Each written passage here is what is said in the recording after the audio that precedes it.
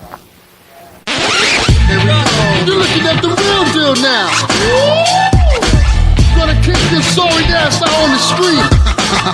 What you got? You used to think you own the street. We're back to back and your ass is dead. How's it going, ladies and gentlemen? And welcome to week number 28 of the Lowdown Show Brain Wars on No Holds Barred Wrestling Podcast. We are your Canadian-based WWE podcast that reviews and discusses Monday Night Raw and Tuesday Night Smackdown from the past week. Also, during the show, we have our Twitter poll segment, the Luke Gallows polls, and WWE headlines, where we talk about any important news in the WWE. Every week, the Lowdown Show is broadcasted live on Spreaker at Spreaker.com/NHBWP. After we are done recording, it is posted for your listening enjoyment in full on Spreaker itself, YouTube, SoundCloud, iTunes, and Stitcher. So check us out wherever it's easier and convenient for you to listen to us. If you'd like to join in the conversation, have your thoughts and questions read and discussed on the podcast, tweet us at No Holds Barred WP or by dropping a comment on YouTube. I am your host, the self-proclaimed greatest host, Kyle Masters, and every week I continue to be joined by my co-host, the boss, Mr. Corporate himself, the blissful Corporate Cappy. Yep, and I'd now like to be referred to as the blissful boss, please. Blissful boss. Yep. Name change, character change, name changing, then there would be wrestlers dropping their first names just as fast. I'm just gonna be corporate. No, I'm kidding. Remember that? Like, yeah, back when wrestlers had like their first names, like Alexander Rusev, Charlotte Flair. It used to be, now it's just Charlotte. Yeah, what was the other one you said? Yeah, Antonio Cesaro. Like, do you remember these guys, like, they came in with their full names and they just shortened them? Like, I'm surprised they didn't just erase the Kofi or just call him Kofi. Big E, remember he's Big E Langston? They just dropped the Langston. Yeah. No, there were some interesting times. Now that doesn't look like they do it. Now they look like they figure it out first and then they send him out there. There you go. You're this man. God. Anyways, no for a Lowdown Show, guys. No rant this week. I can't find. Again, it's another week where it's been a good week. I don't have anything to rant about except, it didn't happen on Smackdown this week, so I'm happy I don't have to rant about that. But, we'll get into my Smackdown rant when we get to Smackdown. Anything else get this week? I think it was good. Like, you got a Kevin Owens and Seth Rollins action figure. Yeah, I did. Okay, so you guys saw the tweet, which you guys didn't answer to. All y'all made the list because of this. We went to our boy Walmart and got some exclusive action figures for pretty good deals there. So, if you guys didn't figure it out, the Rock and Ric Flair set, Corporate Cappy here got. I got the Kevin Owens one, obviously. It's my boy. And I also got the rare Seth Rollins with the Money in the Bank briefcase. Yep. Really, really hard to find, I guess. There's only 3 in the set that it came out with, so that's pretty good. I'm pretty happy with that. Yeah, it's There's only 2 with your set. It was the Rock and Ric Flair from WrestleMania 20, and then Bret Hart and Stone Cold from 13. Yeah. So it's funny how a little, like, some kind of object is worth more if you find it with it. Yeah, it's hilarious. But now it's in our collection. It's made your shelf of Jericho. I've got to put it up, man. Yeah, I've got to do a collection video one day of all the shit that I got on my wall. Yeah, we'll work on it. Anyways, guys, Survivor Series around the corner. Hell in a Cell coming up. But speaking of Survivor Series, big weekend that weekend for Toronto. Yep. We got NXT TakeOver Brooklyn on Saturday, Survivor Series itself on Sunday, and then Monday they host Monday Night Raw. And it's around the corner because the Monday before it's in Buffalo, so it's pretty near Toronto, and then the Tuesday for SmackDown's in Ottawa. So big things happening in that Canadian era where we are that weekend. Yep. And to talk about it, NXT TakeOver Toronto for one, we're going to be there. Yep, we've had that confirmed for like a month now. Yep, we have tickets. So guys, if you're there, let us know on Twitter. We'll meet up. Yep, Chat some wrestling. We'll be there with no self-fill. We'll try to keep him away from you, but our old co-host. Still like to go events with him though. He's a funny guy. And we'll also be at Survivor Series, not together, but with our own group. We couldn't get together for that one. Yep. Corporate ticket prices in Toronto. Yep. But we didn't even know if we were going to go. No. It was like recent that we figured out we were actually going to go. I had a buddy of mine tell me that he had an extra ticket and he's going to bring me. And then another buddy of mine said he also had an extra ticket, so I told Corporate Cappy here about him. And then they've met each other before at a pay-per-view, so it works out. So I'll be happy to go to that. And unfortunately, that will be the end of our streak of Raws in Buffalo. Yeah, sad. And I heard it's like Goldberg's supposed to be turn heel at that Raw. I don't know.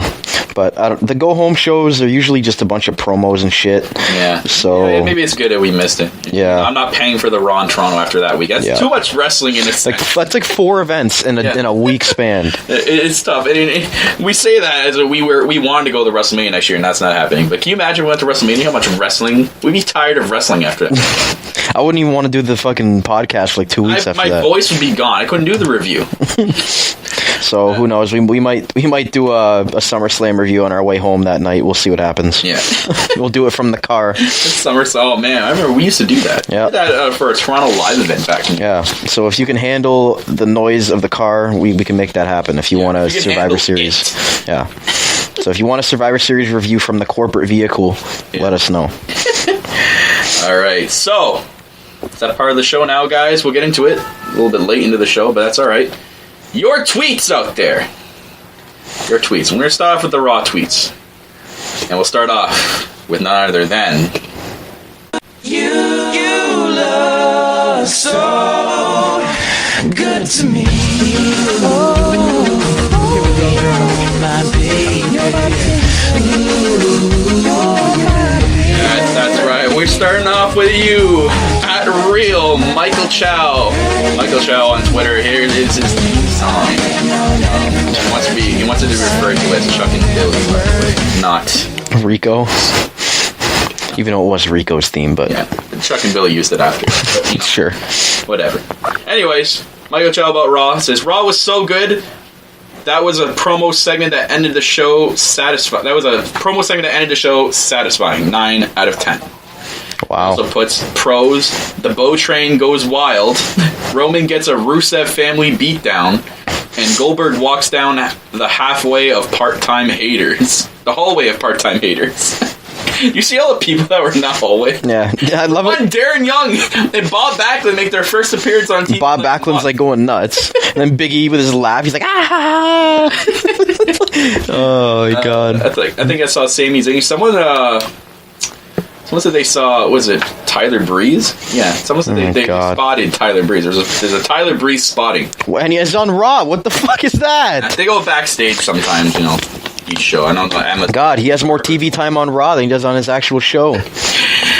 He puts cons for Raw, jobbers multiplying like bunnies, the rise and fall of Bayley and the club, and fully takes credit for Sasha's Hell in the Cell idea. Interesting. Ooh, Michael Chow with some strong words there. We also got for Raw tweets, Craig on tour on Twitter. He puts New Day and Chris Jericho funny as ever. Good match to open the show. What a great pop for Goldberg. I now believe in Bo. I like that. Bo's getting a lot of momentum right now. He's growing on me just a bit. We'll talk about that. No comment. Next Raw tweets comes from Irrelevance at Forlorn on Twitter. He's got some interesting ones this week. Do we have to put a cap on him again? No, he's got some interesting tweets that he put. Well, Monday Night Raw was horrible. Or terrible, sorry. But I will say it was worth sitting through to 3 hours to see Goldberg come out and get that deserved reaction. The only highlights were Bo Dallas, Jericho, and Rollins, and Goldberg. Everything else was horrible except the cruiserweights. 3 out of 10. Ooh, that is a corporate score if I've ever seen one. 3 out of 10. I can appreciate that score. Of course you can. Next set of tweets comes from Greg, not Craig, and it's at xgillies929 on Twitter.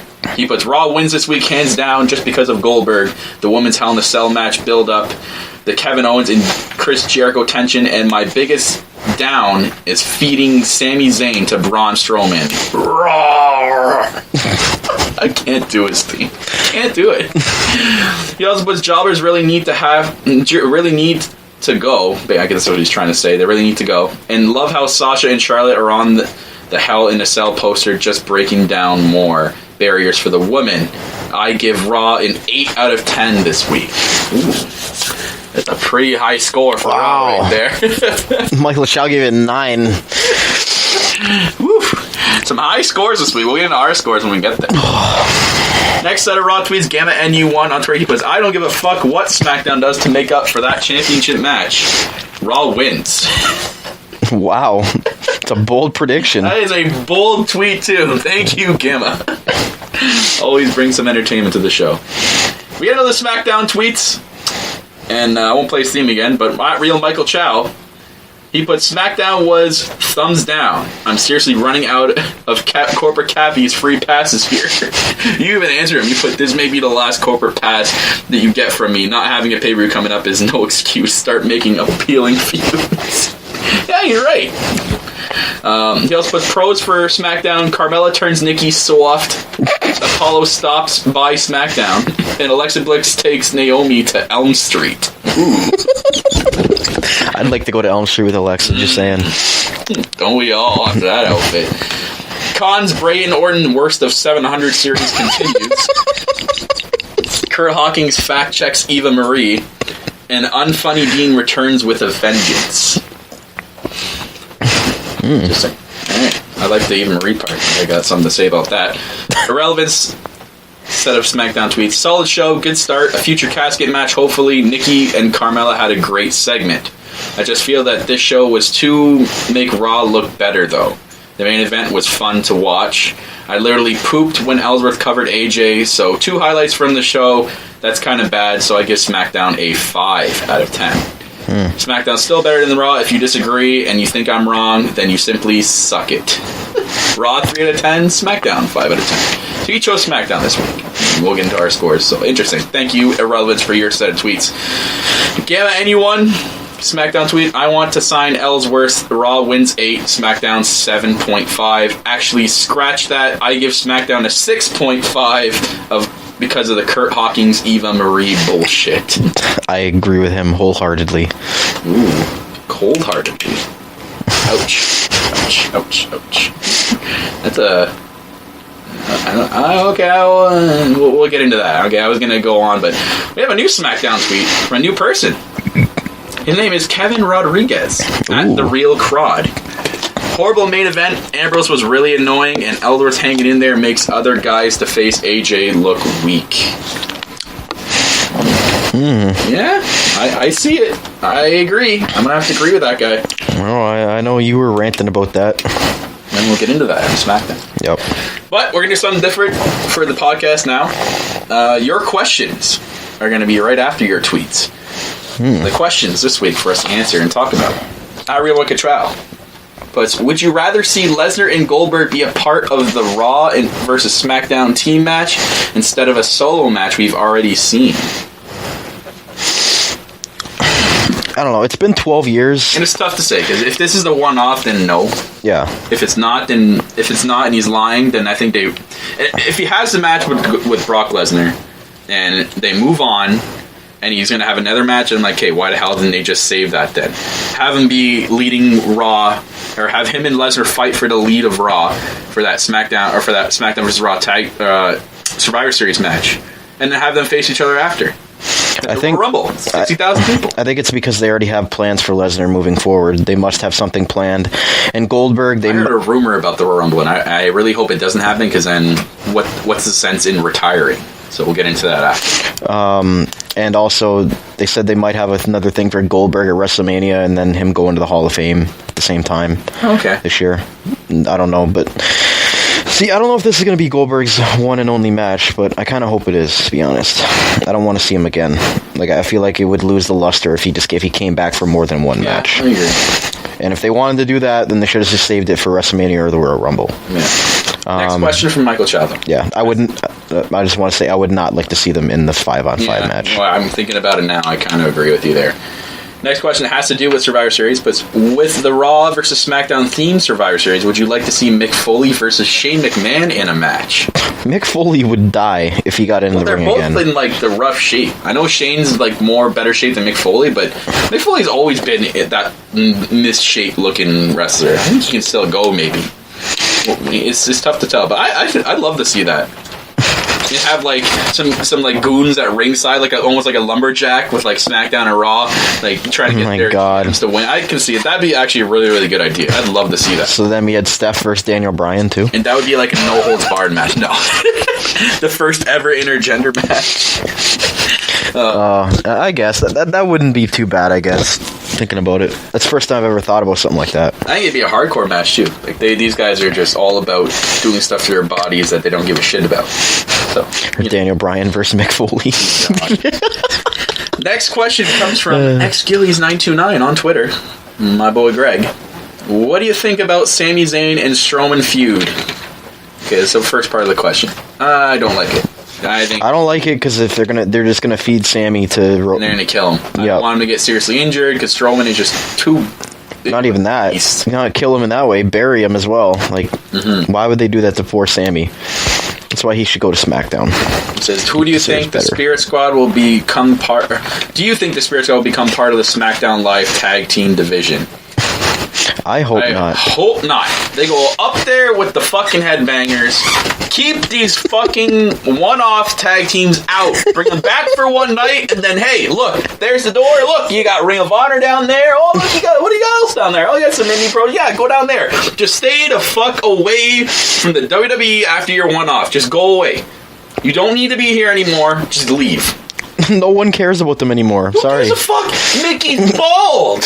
He looks like fucking gold dust without paint. He doesn't even look like you. I know I can give it up to Kenny Dykstra. Yeah, he stayed in shape. Whatever, man. But like, just leave, man. You guys have no spot here on SmackDown. Like, I liked it the first week when they came out for the Dolph Ziggler appreciation thing. Like, that was cool. But then after that, I don't want to see him again. No, you just have to end it there. Now, what are they, Mrs. Goons now? Oh God. Who would you want to see represent Team SmackDown at Survivor Series? Should Raw accept SmackDown's challenge of the 5 best male competitors against each other? So he wants to know who should be the face of the SmackDown team? AJ Styles. Or it's probably going to be fucking John Cena coming in on his fucking white horse. John Cena, he's got no feud right now. He's going to be coming in on his white horse and never give up bullshit. Yeah, I never give riding up. in. SmackDown team, hustle, loyalty, respect. All the accolades of SmackDown. Yeah, so are they going to be able to put heels and faces together? Or is one team going to be all heels and one team all faces? Like, how are they going to work that? It's going to be interesting to see because now they got a lot of almost a month and a half or almost a month to prepare for this. So, and it's not like SmackDown has a fucking pay-per-view coming up. It's going to be like Raw does in 2 weeks. They should at least have SmackDown like a network special in the beginning of November. Something like where it's like 3 or 4 matches. They should have just saved. They should have just moved Backlash and No Mercy back a few weeks because Backlash was so rushed, and then you had No Mercy, which was like 3 weeks after that, and then now they have nothing for like a month. So they should have spread it out differently. Yeah, I agree. Last question is from YouTube. King Scampoli. Oh, this goon. Our boy. Oh, he's my boy. Here's one question. Who is the most underused talent in the WWE? Sami Zayn. Yeah, I'm going to have to agree with you. I can kind of put up Baron Corbin, Apollo Crews. Cesaro as well. And honorable mention Cesaro. They're all underutilized. They do so wrong with these guys. They need to start pushing them the right way and stop with this nonsense, which we'll get into. I heard a terrible rumor. I was listening to our boy JD from NY's podcast of Off the Script. Holy. And apparently somebody said a rumor that he completely shot down and said was absolute garbage about how the winning team should be able to choose 3 superstars from the other show and take them to their roster. No. And then, first of all, it's like, well, obviously they would take the 3 top guys. They wouldn't take, let me take Curtis Axel, Neville, and Bo Dallas. It's like, no, SmackDown, let's take a look. I want the Vaudevillains, and, I want... Kalisto. Fuck yeah. There you go. Yeah. Big haul there. What a haul. And if SmackDown is already low on the talent as it is, why would Raw take 3 more of their guys? You would have to have SmackDown win, and even then, it's like, no, just keep Raw the way it is. You don't need to take anybody. His prediction is a good prediction. He says that whoever wins the 5-on-5 male match, their title should be the main event of WrestleMania. Oh. So that would maybe the Royal Rumble, because it's 60,000 people and they're going to compete to see who wants to main event a really big Royal Rumble. I mean, or they could just make the Royal Rumble the main event of Royal Rumble. It makes probably what they're going to do. That's amazing. That sounds way better. Like bragging rights. Who gives a shit about bragging rights? I think if they bring that back for a network special, no, I am boycotting it. No, I think they're going to give him a trophy or some bullshit. But I think that would be a good stipulation as we have our brand end WrestleMania. I think that would be a really cool stipulation if they did it. I like that. Yeah. So interesting. So we're getting to that part of the show, guys. This segment, the Luke Gallows polls.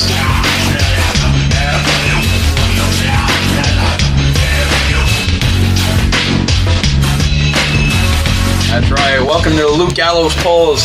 That part of the show where we do our WWE Twitter polls from our boys at Fun WWE Polls on Twitter.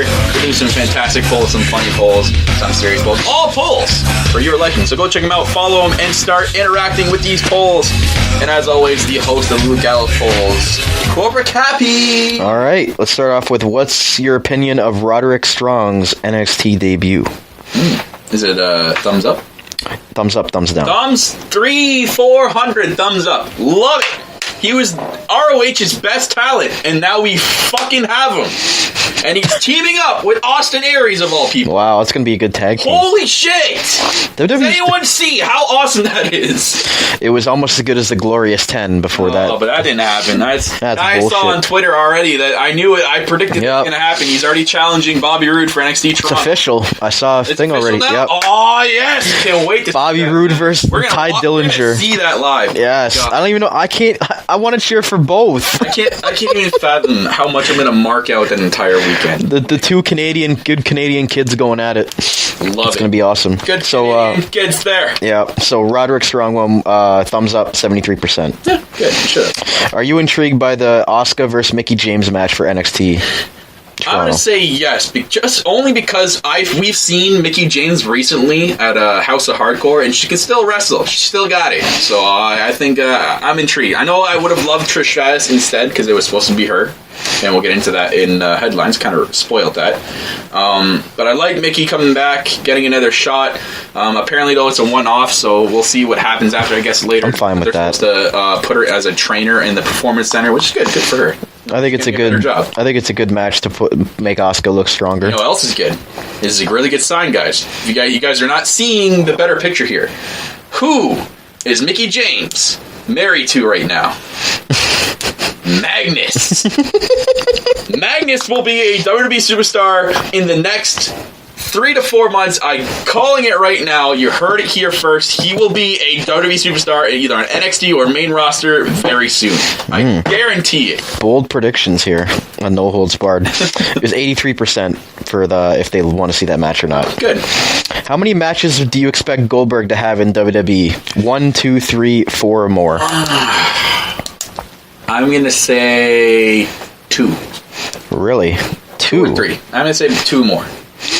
One with 37%.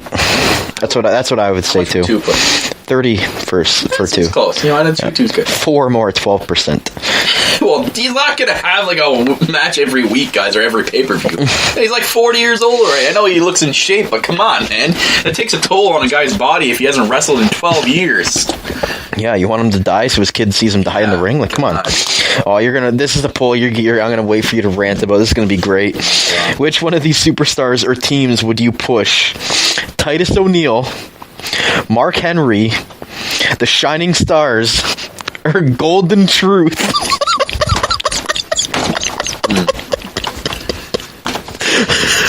It's not hard to think about this, because I would say none of the above. Neither. Any of them. None should get put. 0. 1, Titus O'Neil, he's ass on the mic. You've seen how bad he is on the mic. If he gets good mic skills, sure, why not? Mark Henry's on his way out. I don't even know why he's in there.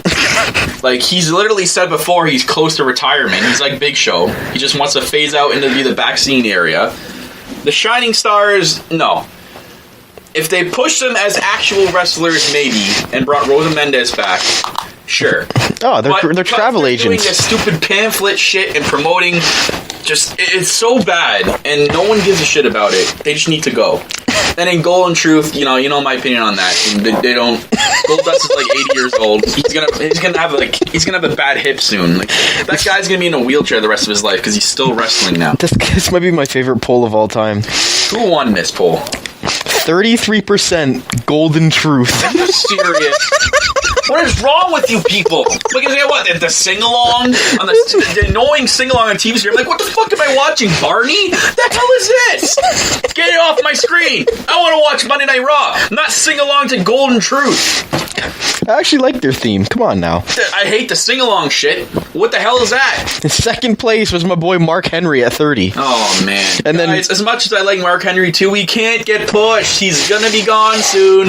Oh, his time has passed, man. I can even admit that. And Titus O'Neil was last. God, poor Titus. How did Golden Truth win that poll? I'm glad it wasn't the Shining Stars, or else I would have left the room here. What was your opinion of Bo Dallas's new gimmick? Thumbs up or thumbs down? I'm gonna say thumbs up because I really like it. I love the more intensity and the more seriousness of Bo Dallas now, and it looks like they're gonna go with that streak again. He's just gonna kill everybody. It looks like he's gonna feud with Curtis Axel soon, so it's kind of good that Axel's getting more TV time a little bit. But I like the new Bo Dallas, and I love his new finisher. He looks better in the ring. I did not like the old Bo Dallas, the whole Bo leave thing. It was awful. He barely wrestled. This one, he's more serious. It looks like his in-ring ability has become better. I love how it took him to get arrested at an airport for him to get a... Like, how weird is that? This guy gets drunk on an airplane and gets arrested at an airport and now is suddenly getting a push. Blows my mind. Thumbs down, 51%. What is wrong with you people? You guys are not seeing the... move on. They're not seeing the clear picture. These guys are huffing paint. These guys probably want Elders to be WWE champion. That's probably what they are. What was your opinion of the Dana Brooke versus Bayley match? Great, good, okay, or terrible? Terrible, because she fucked up. Okay, 37%. Okay. Yeah, maybe because it was okay because she's not facing a jobber.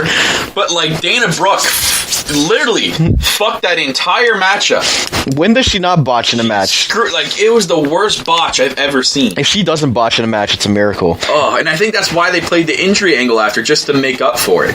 It's awful. And you're making... It's bad enough. It's so bad that you botch that they have to do an injury angle after. That's how bad you are. That's why she needs to go back down to the NXT. Because she's so stiff in the ring. She's awful. That's how hot you think she is. I don't know. She's growing on me, man. But not in ring talent. Ring talent is awful. Garbage. It's terrible. I think Sin Cara is better than her. Hey, Sin Cara is in the cruiserweight division now. Give him a break. Botches. But his botches though, hurt himself. Great got 11% somehow for this pool. Wait, what? Great. Wait, 11% thought that match was great. They must be Dana Brooke fans or something. I don't know. If she has in-ring fans... I have trust issues right here. This is why I have trust issues. When you guys say that was great, you guys must be goons. You guys are being all goons about that. That is a goon poll. If you guys are serious, then you know what? Open the casket up. You see TNA in there with Dixie Carter and all those goons. Hop in there, and I'll shut the lid for you. Next, what's your opinion of Rusev on the mic? Good, great, good, okay, or terrible? I think he was alright. I think he was okay. Good, 34%. It was a good... They finally did something with him that he's not just criticizing America and stuff. And something with his... And he's got, the CM Punk mutton chops going on now. He's, making fun of Roman Reigns now. It's better he's not this, anti-American... Yeah, he's actually kind of entertaining. He's pretty funny. He's a funny... When he can be, he's funny. Yeah. Which one of these superstars would you like to see Goldberg wrestle instead of Brock Lesnar? Roman Reigns, Braun Strowman, KO, or Rusev? Either Kevin Owens or... What was the first one? Reigns, Strowman, or Rusev? Why not? Reigns 37%. Yeah, but why does that match need to happen though? We're gonna see Roman Reigns Superman punch and then spear Goldberg. He still won't get over. I don't want Roman Reigns to beat Goldberg if that ever happens. It would. In a way that they're trying to make him over, it's not going to happen. Yeah, he won the poll with 37%. Last was Rusev. Which one of these programs have the best women's division? Raw, SmackDown, NXT, or TNA Impact? Who? What's that last company? It sounds like a shit company that's probably on its way out. I mean, you could say Raw because of the Hell in a Cell. could say SmackDown because actually every diva has a feud, or every woman has a feud on that. NXT, there's only like one women's feud. I know, NXT, they took all the talent from NXT now. I'm going to say SmackDown. SmackDown won with 49%. I voted for Raw, obviously, because of Sasha Banks. But I would agree with SmackDown. Raw, they're setting standards here. Raw is too top-heavy. That's never been done before. SmackDown, they're actually utilizing everybody. Yeah, SmackDown's a better all-around division. I would agree with that. Raw is more top-heavy with garbage after that. Yeah. Like, where's Nia Jax? She's not even on it again. You know where the hell she went. NXT only got 8% of the vote, and then TNA at 6%. Asuka and what? Penn Royce and Mandy Rose? Like, and Liv Morgan. And who? Liv Morgan. And Amber Moon. Amber Moon's supposed to be huge, so give her time. Here we go. Should WWE offer James Ellsworth a contract to be a full-time member of the roster? I have mixed reactions about that. Yes. In a way, because he's over for some reason. Apparently, he's been a long-time indie wrestler. Yeah, I looked it up after people kept criticizing me for hating him. Yeah, okay, I can give him his props, guys. But you did bring up a good point about the guys down in the Performance Center, about how they're trying to get their way up, and then this guy just kind of comes in. There's guys down right now in the Performance Center. They're literally breaking their backs, trying to find the right gimmick, and trying to get into the WWE, or at least just get into NXT to get some TV time. Meanwhile, you're giving all this attention to James Ellsworth. I know he's popular in these guys. I know he's internet popular, but come on. You look at it this way. You look at a guy. You look at him. Nothing to get into WWE. He worked the Indies, but he wasn't working his way up to the WWE. He put in a squash match with Braun Strowman, and then you give him a title shot, and then there's probably a guy in front there going, "What the fuck? I come here every day, for 12 hours a day to train and to work on my character to get a TV shot, and this fuck comes in and gets instant title match against AJ Styles and beats him twice."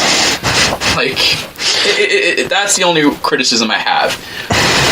Okay, I'll say yes, he deserves a contract, and then, he can feud in the mid-card level. Yeah, I like it because it's SmackDown's the land of opportunity with the underdogs and a local jobber fighting his way to get a contract, just like Heath Slater. Yes, one was 62%. Okay. Get a couple more here. We got... Which one of these superstars is more over, Goldberg or James Ellsworth? I'd say Goldberg, and you guys are going to disagree with me. James Ellsworth, 58%. No, Goldberg was way more over. He got, way more chance. Ellsworth just got the Ellsworth. They copied Goldberg's chant. That's why I think Goldberg got more over. You had to copy another over superstar's chant. Someone, I don't know. Or Dolph Ziggler, or some Baron Corbin, as much as I don't want that, because I love Baron Corbin. Jack Swagger, why not? I don't know. Make Jack Swagger heel and feud with him. Two more left. We got, which one of these programs was the best show, Raw or SmackDown, according to these internet goons? SmackDown, 63%. Wow. And we'll get into ours later. 3, even with the Goldberg return. Yep. Jesus. And last poll, do you think Goldberg was overrated? Yes or no? No. I don't either, but no with only 59%. 41 said yes. Jesus. I guess you guys didn't mark out. Yeah. I guess you guys didn't like Goldberg back then. You can be like us, like we used to be, and say that, yeah, the part-timers coming in is ruining people that are there full-time, but it's Goldberg. He's coming off for a one-off. He's been gone for 12 years. He's not coming in like Brock Lesnar. He's going to be here for 5 years and then only wrestle 4 times a year. It's a one-off. For a one-off. Leave him alone. And then he'll go into the Hall of Fame after. Yeah. He wants to have won't see him ever again. He wants to have one more match so his kid can see him wrestle. Yeah. Just let the guy have his moment. God, you guys are goons. Such goons out there on WWE polls. That's going to do it for Gall's polls. Anyways, we'll get into the Raw review. We'll start off with Monday Night Raw. And we'll just start off right off the bat. Goldberg turns to WWE. First time in 12 years. Before the show could even start, I was more anxious than a kid on Christmas morning. But the problem was I had to sit through Raw's 3 hours of garbage first to get to this. And again, like I just said, it's weird because due to us not liking the part-timers coming back and stealing the spotlight, I got into it. Maybe it was the crowd that got us into it, like you said. Yeah, it was. I'm happy that Denver was a good crowd for this, and it wasn't like Memphis. Right before he came out, I was on the edge of my seat. I'm like, what the fuck am I doing? What am I doing right now? I hated the WrestleMania 20 match. That was the worst match in WWE history. But I got so anxious for him to come back.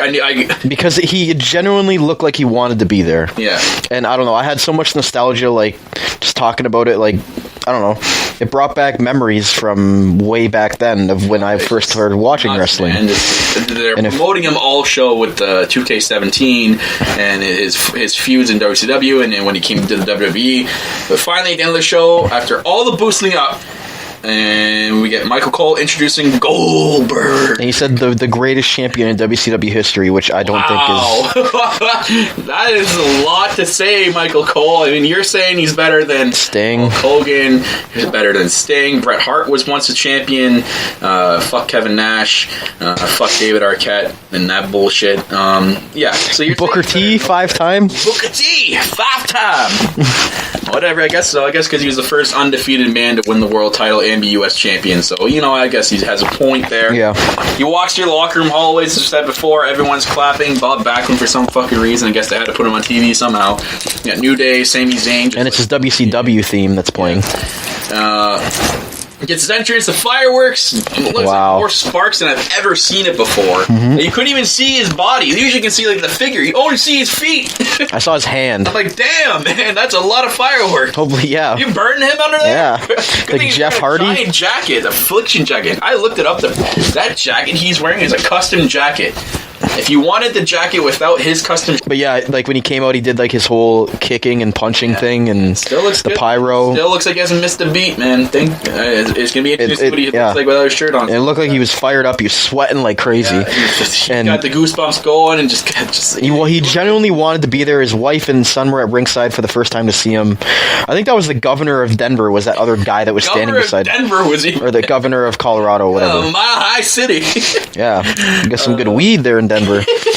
So he comes in, talks about wanting to come back and be that superhero to the kids, saying he was touring Germany and all that. He said there's not enough superheroes nowadays. Yeah. So he's being the ultra baby face here. Talks about a little drama he's starting in WWE and starts talking about Brock Lesnar, challenging him to a fight. So he gets onto it. He says maybe he's got one more ass kicking. Or maybe I should just keep it in the video game. The crowd was like, no. Maybe I have one more spear left. Maybe I have one more jackhammer left. And then tells Brock, not only are you next, Brock Lesnar, you're last. Throws the mic. Oh. Yes. This is gold. Perfect way to end this segment. It's gold. Pardon the pun. Unbelievable. It goes and claps everyone's hand around the entire ringside. His outro music was his WWE theme. So he comes into WCW and leaves with his WWE theme. I think is that what they're gonna do? I guess so. Like, just pick one. You know what? I'm not gonna lie. I loved his WWE one better than his WCW one. Just saying. I do, but it's not as hype for when he comes out. Yeah. It goes. Oh, it's hard. For me, it's hard. It's probably because that we watched him in WWE and not in WCW. Yeah. So, like, we remember him as a WWE guy. Yeah. Or his WWE theme. But yeah, he went around and shook everyone's hand, grabbed some kids. Just a random kid, he picked them up and put on my shoulder. I'm like, what the hell is he doing? And then he's like, you know what, maybe I should go pick up my own kid. He goes over to his kid and picks him up. Yeah. And then his kid goes back. Yeah, but it looked like Goldberg genuinely loved to be there, wanted to be with all the fans again, all the kids. Finally, man, 12 years. It was just awesome. You remember what Rocky made? That was 7 years. 12 years. You've been waiting 12 years. God, I don't even remember what I was doing 12 years ago. WrestleMania 20. God. I actually watched it. And I remember going, I think it was in elementary school. I remember going right to No Cell Phil, because I was friends with him at the time, and like telling him about it. And I was a huge Undertaker fan there. I'm like, oh my god, Undertaker's back, and he's back from the dead, and he's not buried alive anymore. But that was the only thing I could talk about. It's funny, I didn't even talk about the main event when I was talking about it, because I didn't give a shit. I hated Triple H.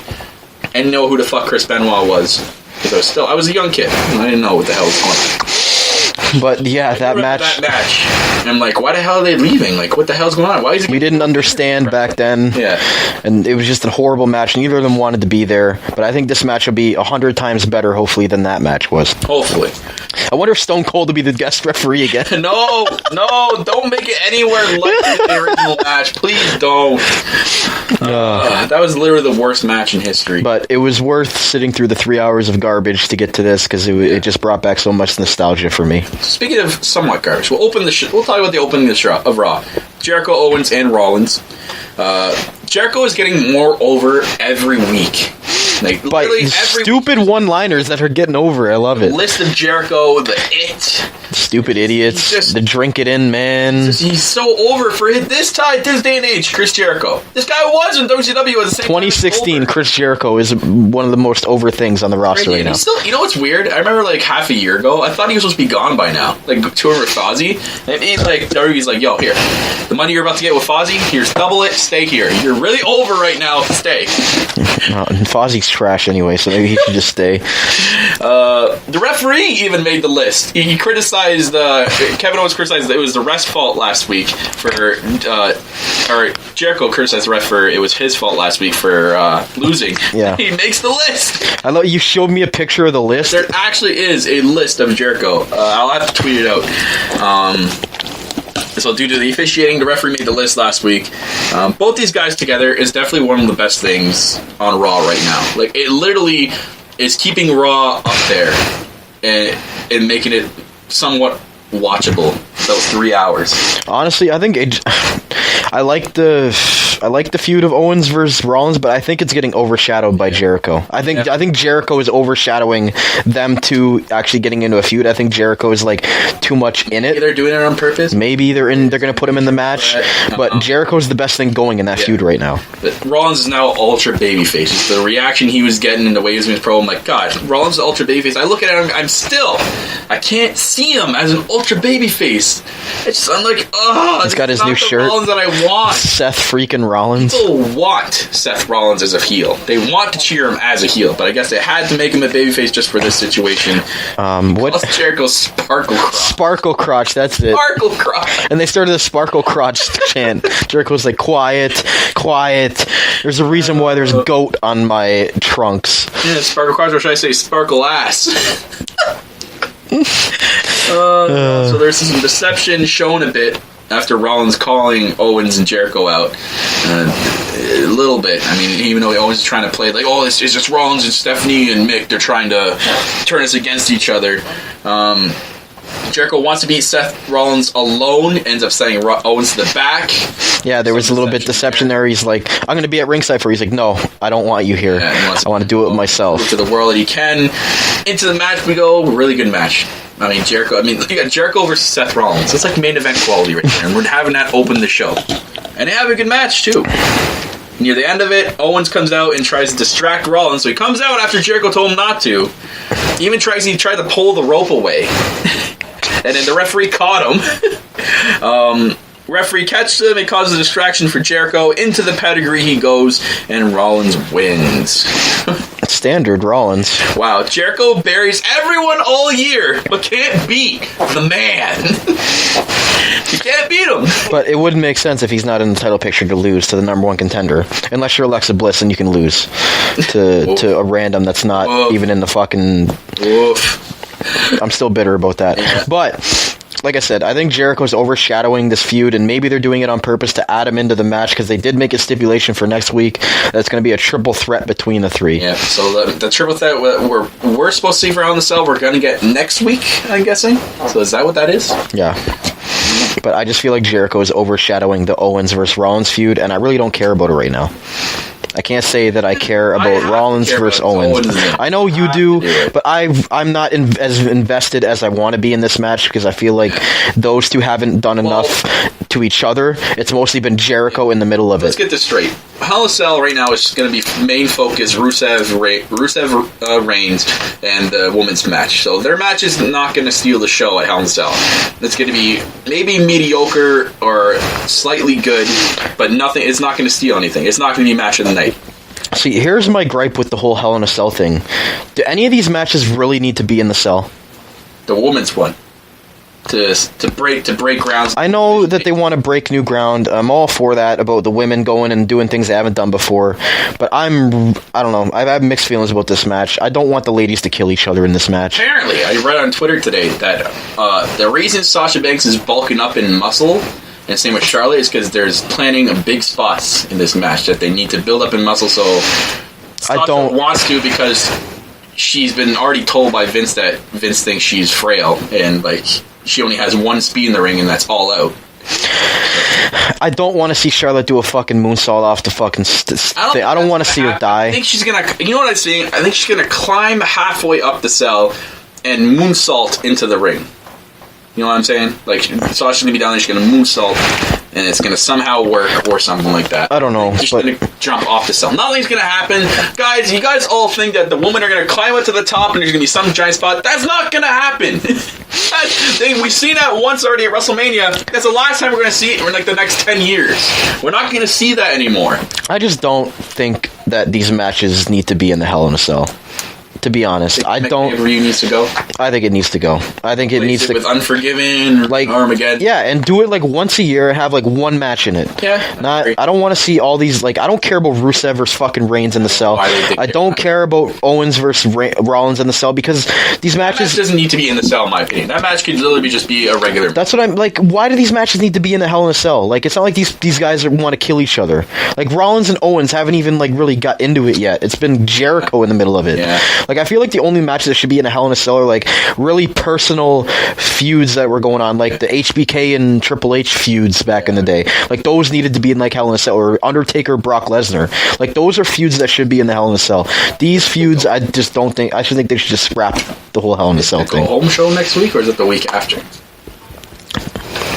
That's a good question. At the end of the month. I don't. Go home show next week.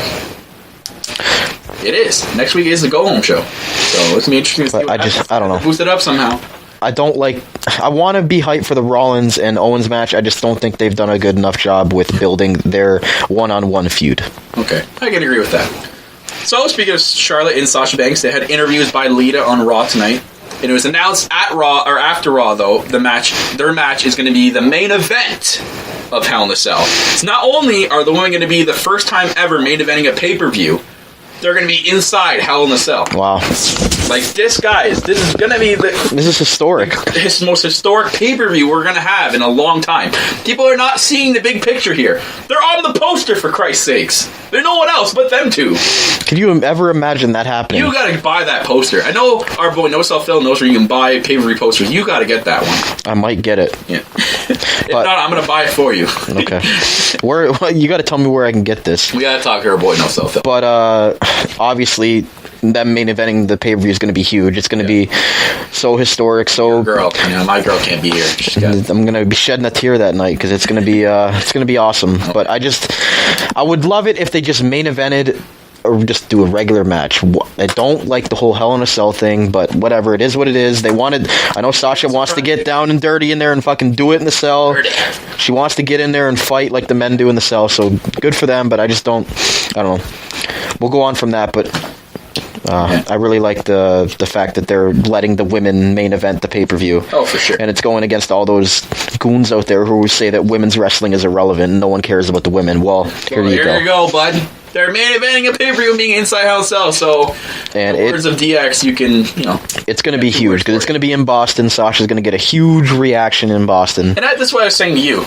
I thought this would have been a better place for her to win the title.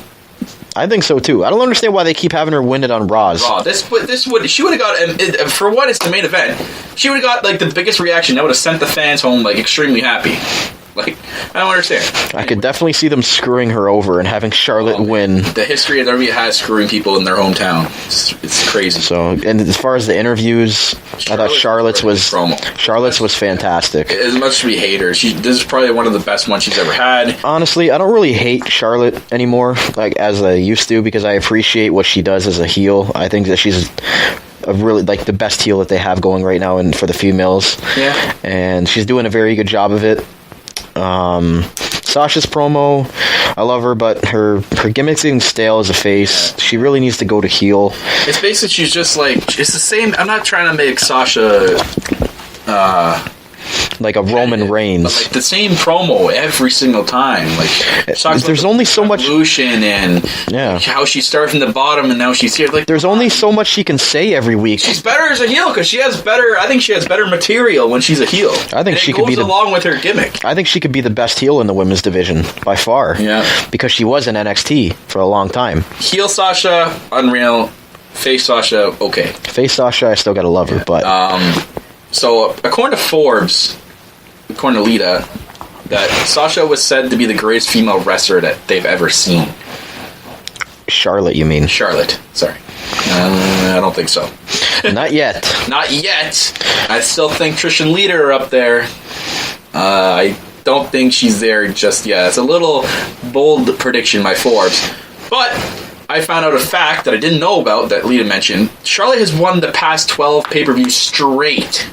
She has not lost. 12 straight pay-per-views. She hasn't lost in a year at a pay-per-view. Is there anyone else that can say that they've done that? God damn. Not just appeared. He's ever done that before. Not just appeared at 12 Not straight. just a woman, any male wrestler. Yeah. I don't think anyone's ever done that before. Like, Owens has appeared on every pay-per-view. That's an accomplishment on its own for, like, since he's debuted. But the fact that she's won every pay-per-view. Owens has never been hurt either.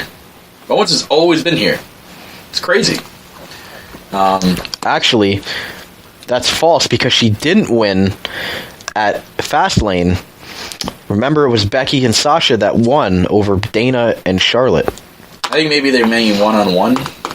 Or maybe it was at Royal Rumble. I can't remember. Yeah, maybe a one-on-one. Maybe, yeah, because I think Dana was the one that got pinned. But either way, that's still a great accomplishment for Charlotte. And I don't think she's the best yet. Maybe one day she will be. Yeah. But, yeah. We'll move on. We also got on Raw Mark Henry and Golden Truth. So your boys back on Raw. For some reason, Mark Henry gets a match on Raw. Shining Stars and Titus O'Neil.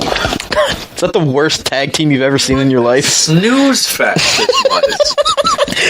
God, I honestly almost fell asleep watching this. I could barely tweet my frustration in watching this.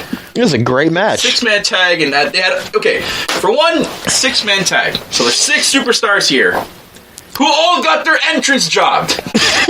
All of them. We come back from commercial... Titus is gonna make his. I'm like, okay, so Titus, right in the middle of Titus' entrance, they have the stupid fucking ad that takes up the entire screen. And we don't see any of Titus O'Neil's entrance. Why? This was a match that should have been a 3-hour show. How do you not fit all their entrances in? I can understand Smackdown as they have limited time. 5 minutes. Less. I guess that's how much they cared about all 6 of these guys that they all had their entrance job. This is a match that should have happened on a live event or like Superstars. Yeah, because Mark Henry comes in, does one move, and that's it. Hall of Fame, baby. That's it. Nothing else. There's nothing else to talk about in this match. Mark Henry came in, did one move. Did the World's Strongest Slam to Titus and got the win. There's no aftermath. There's no after fighting. That was it. This is the most wasteful 10 minutes of Raw I've ever seen. I loved it. Just because you can love it because your boy's there, but like, my lord. And then we had what move? And then we, well, it was basically Shining Stars versus Golden Truth for most of the match. Titus O'Neil and Mark Henry watching. And then cool, man. And then you're gonna love this again. Backstage again, we had Titus O'Neil doing his press conference gimmick thing. God, and he came in. I haven't watched this yet because I don't watch. He did a parody of Cam Newton after his press conference last week. He was wearing like the same purple shit, and Cam Newton just like left the press conference, kept saying like next question. So Titus O'Neil is backstage. There's no one there except for Tom Phillips, who's not even looking at him, and he's like, "Can I have the questions, please?" And Tom Phillips isn't even looking at him, and he's like, "Tom, can I have a question?" And like Tom asked him a question, he's like, "Next question." He just kept saying that question like 5 times and then leaves. I'm like, wow, is this so Titus? Entertaining. I love how entertaining that is. He's the one thing he said was, "I'm building a brand, not a team." So apparently he's building the Titus brand. Fantastic, Titus. I'm so glad you're. How are you building a brand when he's lost like 4 weeks in a row on Raw? Your brand has a training section where it tells you how to actually speak on the mic. How about that? On live TV, how to talk on the mic, how to cut a promo.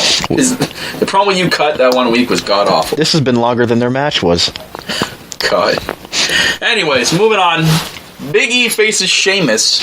So we got both teams at ringside. Cesaro was on Facebook Live this week. Sheamus was last week. Cesaro was actually on Facebook Live this time. I actually tuned in and watched it. That's how bad the match was. I watched it from Facebook Live. And it was mainly Cesaro. How accurate was it to how the TV, like... Okay, TV was off by 5 seconds.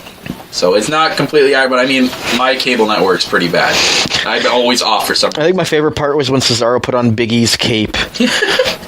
And it goes into the Cesaro section. It's hilarious. And then it distracts Sheamus, and we get the same shit that we got last week of Kofi Kingston rolling up Cesaro. This week, Big E rolls up Sheamus for the win. Yeah. You know what? Let's say this right now. It's gonna really, like... Okay, they're growing on me. I said it. Cesaro and Sheamus are growing on me. I think it's the way they're playing the whole Mizdow thing. Like, they're trying to make Cesaro more popular than Sheamus. He is already. They do like Sheamus does his pose, boo, and then Cesaro, yeah, and boo, and then they fight each other. I'm like, I loved it when Miz and Sandow did it, and it's slightly growing on me for this. But I hope that once Hell in a Cell comes and they don't win the titles, that it's over after that, and then they go their separate ways. I don't want to see this match either. I really don't want to see anything on Hell in a Cell. I don't want the match either, but this is entertaining. For the entertainment factor, this was entertaining. They're making me not care about this feud either. A lot of feuds right now, if I could describe it in like 2 words or 3 words, I don't care. I don't care about many of these feuds going into Hell in a Cell. I'm just not invested in these feuds. They're not giving me a reason to care right now. I don't know. Maybe this is... it's kind of entertaining with the whole Sheamus and Cesaro deception, whatever. Deception. Yeah. Putting that aside, though, again, for all y'all New Day haters, and I know there's some out there. I love New Day. They cut another hilarious promo. These guys are never dry. Every week, they come out with the best material ever, and they stay irrelevant. They're literally the greatest tag team of this century. People say that they're a joke, but you know what? They get over there. They're way over. And they're good. Kofi Kingston, exceptional wrestler. Big E, he's a good wrestler for his size, man. He can do shit at his size that no one else can do. And Xavier Woods is a great hype man. Wrestling too, and he's a good hype man. Like, you guys don't see, again, the big picture, a lot of things people don't see. And the New Day is the greatest thing going right now. And, I mean, like we said last week, tell me a team or any person in general that didn't get somewhat stale after a year of holding a title. Exactly. New Day's the best thing ever. And I didn't even watch this match. I actually watched it on Facebook. I mean, I wasn't going to watch Sheamus wrestle. Call that wrestling. And then what the hell he does for it. You see Sheamus after, or he tries to give him his phone. He smacks his phone away. Smacks his phone down. Like, ooh, better be an $100. Yep. But it's going to be interesting to see if Cesaro and Sheamus actually dethrone the New Day, and if that ever happens, woof. Are we going to have a lot to rant about that week? It would make a tag team like Team Hell No, where they didn't like each other at all. Yeah. And then they became tag team champions, and they had to kind of sort of get along. I think my favorite part in this match too was Cesaro he was taking like a selfie with Sheamus, who was like getting his ass kicked. He was like later, he's like, oh, Cesaro went like that. Oh, that was pretty funny too. So you know what? I'll give this segment a thumbs in the middle, up, down thing. Up. Yeah. So move on. Now I do now. I don't know if you do, but I definitely believe in Bo. I missed this segment as I went to get popcorn. The continuing storyline of Axel trying to get behind Bo Dallas. He gets him a match versus Neville on Raw. So, good for Axel. Getting Bo some competition instead of some jobbers. It was a decent match. I'm glad to see Neville actually wrestle for once. Although I think he should be in the Cruiserweight division. And should be at the head of the Cruiserweight division along with TJ and Brian Kendrick. Ends up beating Neville. Clean. Bo Dallas won clean. There's no distraction by Curtis Axel. He won clean.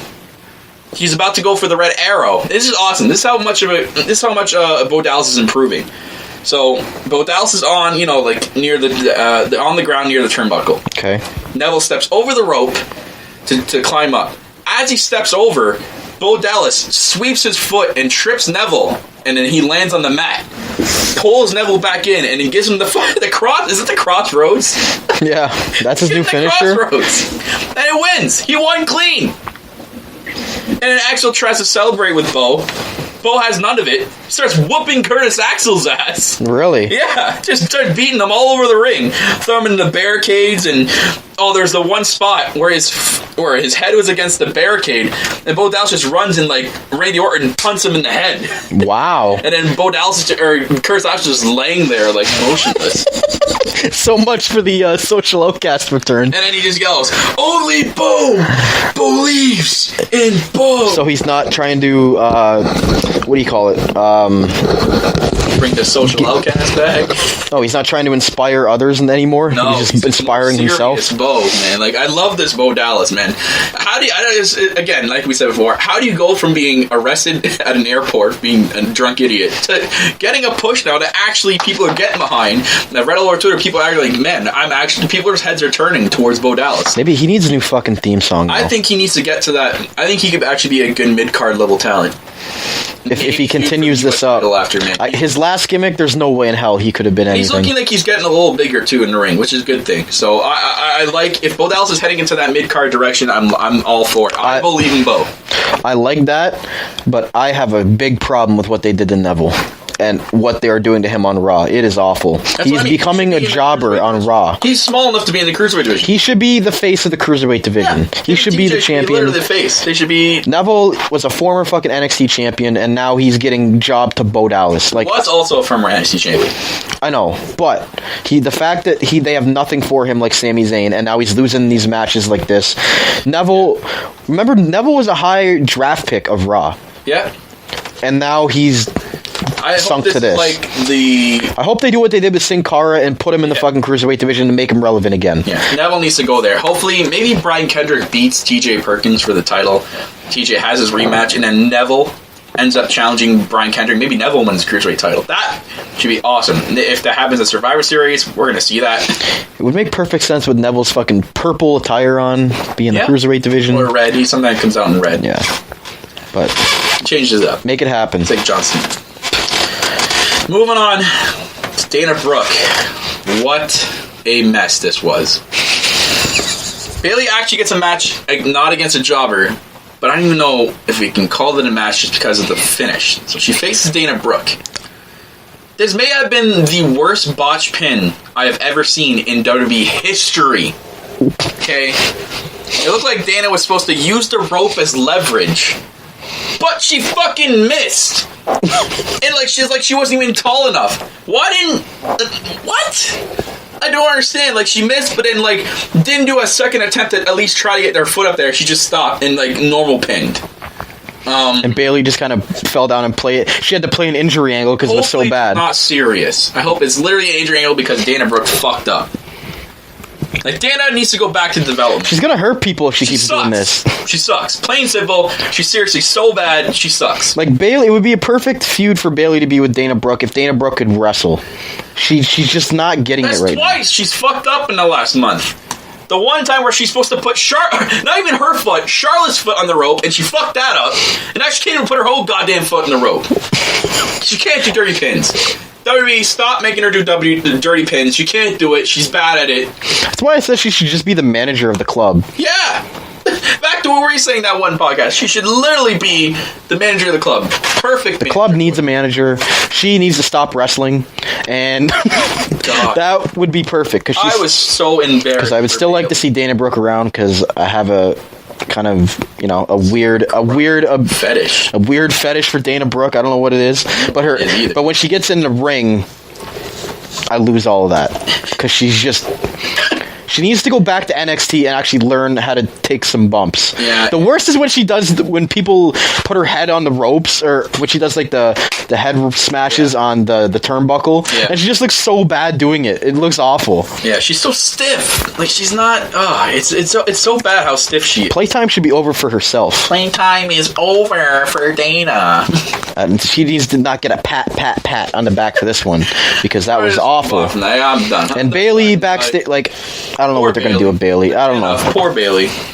Hopefully they call up somebody so she can have a decent feud with... Yeah, speaking of that, where was she again? She's been off TV for 3 weeks now. Did they run out of jobbers for her? And what happened to Alicia Fox? Is she actually dead from that Nia Jax spot? Maybe they're running into cities where there's no woman local wrestlers. And where is Summer Rae? Why aren't they showcasing her as a decent talent? There's a lot of people on Twitter saying push Summer Rae. What's this? Where is she? Nonsense. I don't know. I couldn't tell you. Total Divas? Sure. Someone knows, please let us know. That's why I think the Smackdown division, you say it and we all say it, is better all around because they incorporate most of their women and even have their fucking bottom-feeding women beat number one contenders, which doesn't make sense, but at least they have them around. Yeah. So, we'll move on. Paul Heyman promo. He's king of promos. Plain and simple. He has a live promo via satellite from, this is WWE Studios. I don't know. There were lights and shit behind him.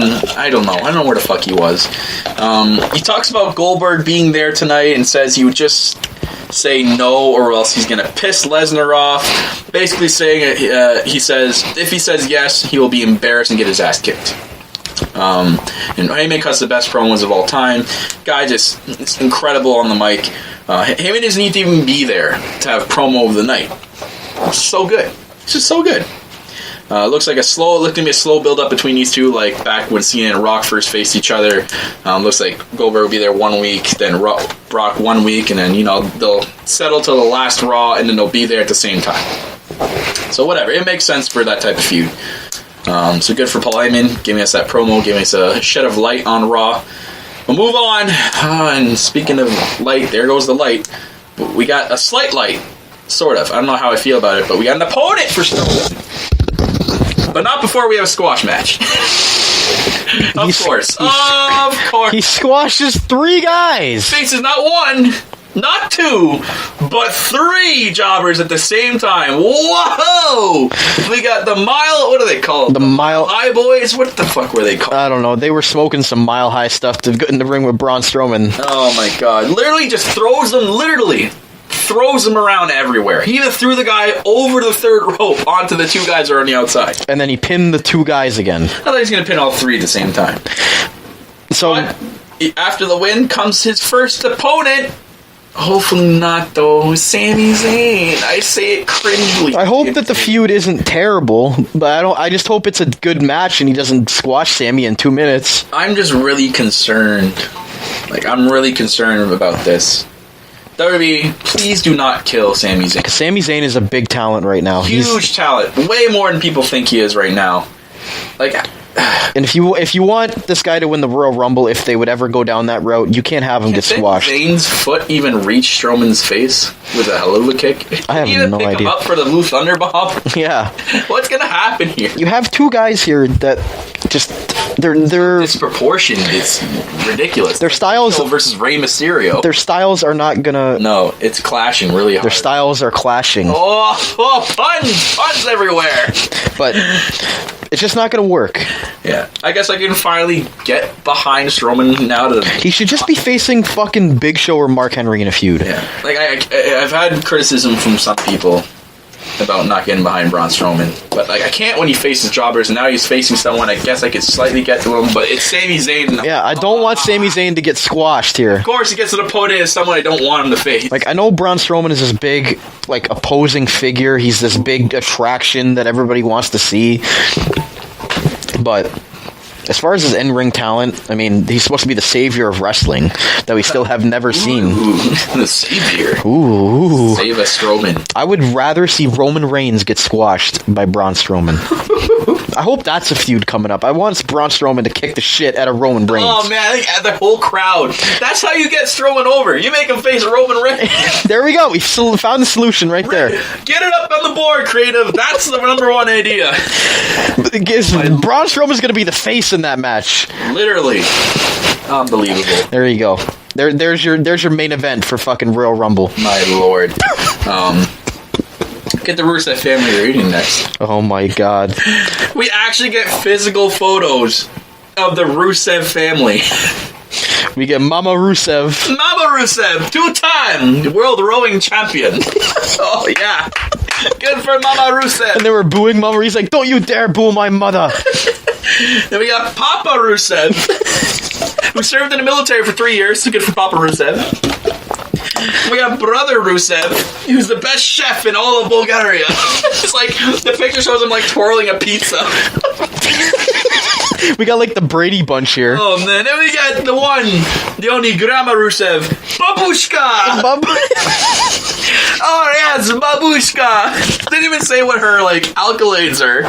She's just Babushka. That's Babushka. Then they're the dogs in the pictures. Even the dog, Bagwilda. He won multiple dog shows, multiple dog champion across the world. Then we got cousin Rusev's in soccer, but it gets interrupted. And Lana was saying that Mama Rusev's the greatest mother-in-law she could ever have, and oh my god. Man. Reigns interrupts. the family tree showing. Lana tries to get in between them and slaps the absolute shit out of Roman's face. I'm like, whoo! Like, there was some power when, after the slap, Lana turned her body went all the way around. I love how Rusev made fun of the Samoans, too. Yeah, oh yeah. That was pretty good. Yeah, as we went back into the Twitter poll, like, Rusev actually is, he's funny when he's like this. Yeah. I like hearing him. And he's got the new Mutton Chops beard going on. Yeah. I don't know what that beard is, but whatever. It works. Lana must love it. Yeah, she does. Reigns gets his ass kicked all over ringside. Yep. I love it. Into the accolade. And he gets the accolade on top. And Rusev's face when he does the accolade now, he's just like, like Brock Lesnar's face. Interesting. They add some comic relief to this feud. And of course, it wasn't Roman Reigns doing anything. It had to be fucking Rusev doing it. Because Roman Reigns can't add shit to a feud. So, if that's going to be one of the main focal points of Hell in a Cell, should be at least somewhat interesting to see what happens. And you know what's going to happen. Rusev's getting speared through the cage. It's happening. You can't say it's not happening. It's happening. Are they going to put the cage back together for the main event? Yeah, have to. Or are they just going to have one side open? Probably going to be the co-main event. Probably. Imagine they open the show with the WWE or the Universal title like they did with Smackdown's pay-per-view. I'd be pissed. But I mean, it would make sense because they're not showcasing that as the main event, like I right? said, it's not going to steal the show, so maybe. But thank God this is not the main event. Yeah. Rusev and Reigns is going to be the main event. I'd have some serious problems with Hell in a Cell.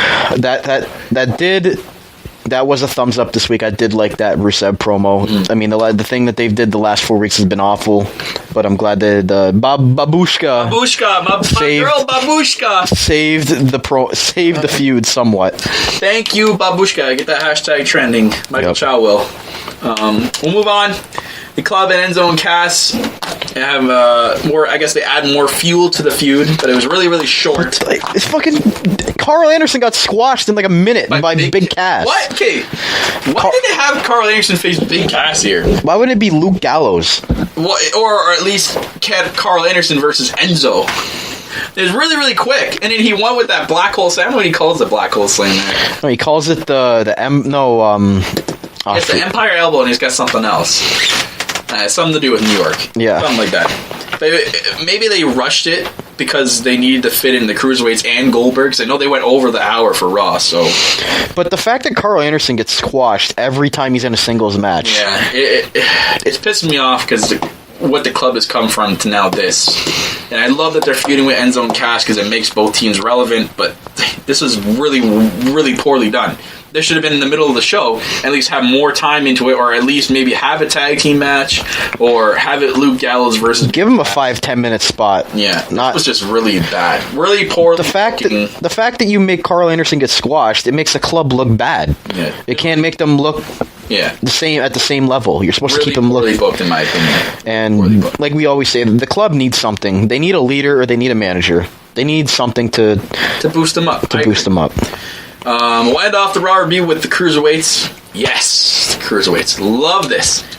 6-man tag. We get my boy Cedric Alexander, who I'm telling you right now, folks, I tell you all the time, he's the future of the Cruiserweight division. Guy is the most unreal piece of talent I've ever seen. Not to be shouted by his boy Rich Swann, who he teamed with, and TJ Perkins. They faced Drew Gulak, Tony Neat, not calling Tony Nese, and the Brian Kendrick. Basically showcasing the feud between Kendrick and Perkins this match for their Hell in a Cell Cruiserweight title match. But wow.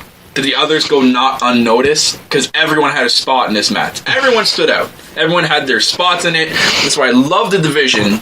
Because everyone gets a chance at it, and everyone looks good. There's not one person who looks bad and just doesn't do anything. I cannot wait for the future of this division.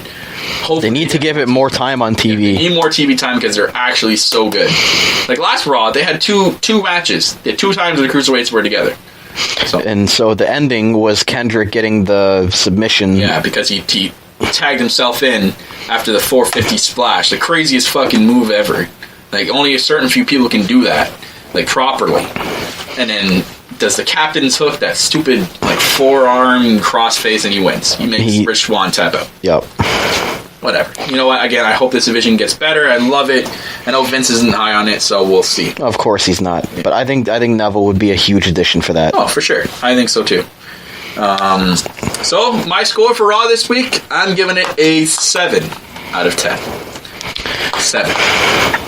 Because of the Goldberg thing, I'm going to say my highlights were Goldberg, Cruiserweights, Jericho, and Rusev's family reunion. So here's my score breakdown. Babushka gets a point. Jericho gets a point. Cruiserweights get a point. And Goldberg gets 2 points. So 5 out of 10. 5 out of 10. Ooh. The rest of it, terrible. Awful. God awful. Tire fire. Hot garbage. Fire. Absolute illogical booking of this show. Wow. All right, interesting opinion. You gotta have your own opinion. Their go home show better. Their go home show better be good, or I may not even watch Hell in a Cell until the main event. Oh, bold prediction, ladies and gentlemen. Bold. I may only watch the main event because Sasha's in it versus Charlotte. That's it. I might not watch the rest of the fucking card. Jesus. So we'll move on to the Smackdown Team Blue brand review. And we start off with Randy Orton and the Bray Wyatt adventure continued. Is this like the Rusev and Reigns feud of Raw? The hashtag best of 700 series, according to Michael Chow, continues. Orton comes out and he's back to his old self again, the boring, monotonous promo to open the show. I'm like, what the actual fuck am I watching here? What is this? How do you get people to stay watching SmackDown when you open with this garbage? I almost turned. I think I actually turned the channel. This was when I went to get my popcorn. The popcorn for this show, popcorn break was the opening. Yeah, and he gets interrupted by Bray Wyatt pulling this old Undertaker angle. He's backstage and he's in a casket with his eyes closed. Isn't that symbolic that Bray Wyatt is in a casket? Doesn't it bring back some symbolism of him getting buried in the casket? According to Michael Chow, it was a good Michael Chow tweet. Anyways, he's copying Undertaker. They got hooded figures around him. They're copying the Druids, but they have sheet masks. And cuts a promo. This leads into a match with Luke Harper and Randy Orton. Basically, not even a match. I don't know what the fuck happened here. And we got interrupted again. Bray Wyatt comes down. He's being pushed in the casket. The casket's open. He's being pushed by the Lamb Druids in the casket. He's just laughing. Like, what the hell is this? He comes down. They put the casket at ringside into the match. Bray interrupts the match. Just jumps in and starts kicking like a minute in to the match. It wasn't even like okay, that's cool. So they're beating him up, and they're going to open the casket for Orton to get in, and out comes... It's gotta be Kane! So for Kane some reason disappeared last week. Kane's back! I don't know why he's even here.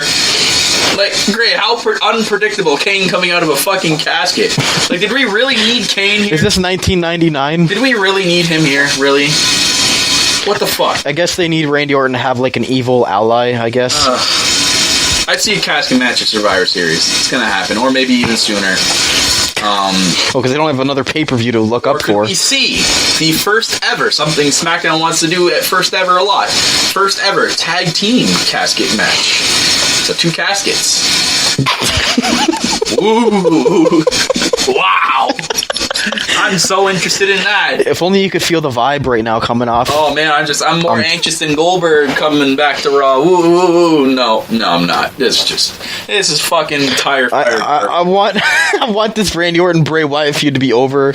I'd like to see Orton versus Styles. I think that would be a decent feud, and I think Bray Wyatt can go on and maybe feud with Dolph Ziggler and win the U.S. title or win the Intercontinental title. Yeah. Because Bray Wyatt needs to have a fucking belt, a singles belt. Yeah, he does. Like, he cannot be credible if he keeps losing at pay-per-views or he has not held a singles belt in, like, 3 years with the company. Yeah. There aren't a lot of guys that have on the roster that haven't won a singles belt yet. I think he can do cool things with Bray Wyatt with the belt. They can make it, like, he can make his own belt. Like, he wins, like, the IC title or something. And he makes it all cryptic and shit. Like, creepy and stuff. Yep. And then someone wants to fight Bray Wyatt to bring back the prestige to it and make it look good again, you know. They can do so much with it, but apparently we just choose to keep him losing at pay-per-views and feuding with Kane and Randy Orton for the 100th millionth time. We need to break away from this Bray Wyatt Randy Orton feud. I hope it's almost over. So break away from that and we'll break away into something that I know you have some strong opinions on. And we get Alexa Bliss facing Naomi. But one highlight came out of this, and it's one thing where I instantly was just like, her attire Alexa Bliss. My lord. The Freddy Krueger look this Homage week. to Freddy Krueger, and it was just, that's the greatest attire I've ever seen. Wow. She rocked it. And she had the nails, the creepy nails. Ripped, cardigan sweater. I liked it. But it was great. But we didn't get to see the entrance, because apparently the number one contender for the women's title isn't good enough to have her fucking entrance shown on TV.